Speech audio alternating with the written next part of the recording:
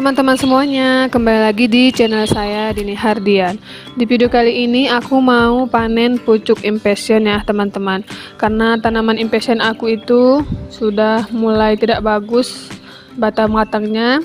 Kemudian ini juga cuacanya lagi hujan, jadi pas banget untuk kita memanen pucuk impatient. Nah, ini kita panen yang pucuk ungu dulu ya. Kemudian ini yang pucuk bunga pinknya. Nah, biasanya kalau musim hujan seperti sekarang teman-teman, itu waktu yang tepat untuk menanam pucuk impatient ini, karena impatient akan cepat tumbuh akar saat musim hujan seperti sekarang ini.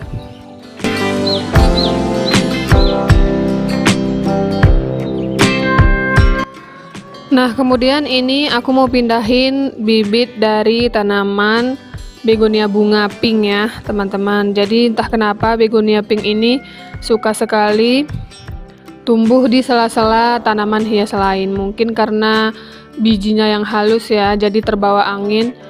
Sering sekali saya melihat dia tumbuh di sela-sela pot lain. Jadi karena ini cantik sekali, sayang sekali untuk dibuang. Nah, ini mau aku letak ke dalam pot yang lebih besar supaya nanti dia tumbuhnya jadi lebih leluasa dan cantik.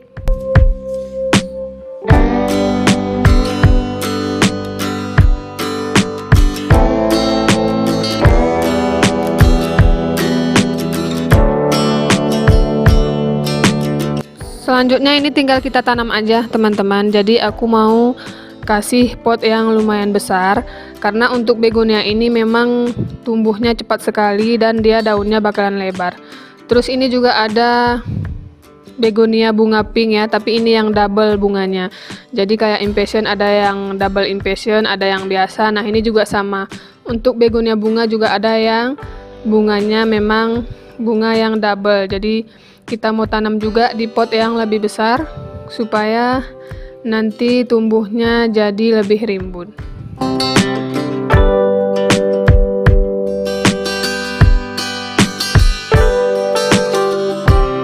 Selanjutnya kita tanam yang impatient ini ya. Jadi teman-teman, untuk impatient ini kita tanamnya rapat-rapat saja, nggak apa-apa. Nanti setelah tumbuh akar baru kita pindahkan ke pot yang lebih besar lagi ya. Nah, biasanya ini aku akan tempatkan di tempat yang teduh, tidak terkena sinar matahari sama sekali, karena bunga impatient ini cepat sekali layu teman-teman kalau kita letak di tempat yang terkena sinar matahari, apalagi dalam masa untuk pertumbuhan ya. Jadi setelah kita tanam nantinya ini mau kita tempatkan di tempat yang tidak terkena sinar matahari ataupun hujan. Nah, jadi bisa kita letakkan di sela-sela tanaman hias. Yang terpenting adalah tempatnya yang sejuk dan tidak terkena sinar matahari langsung.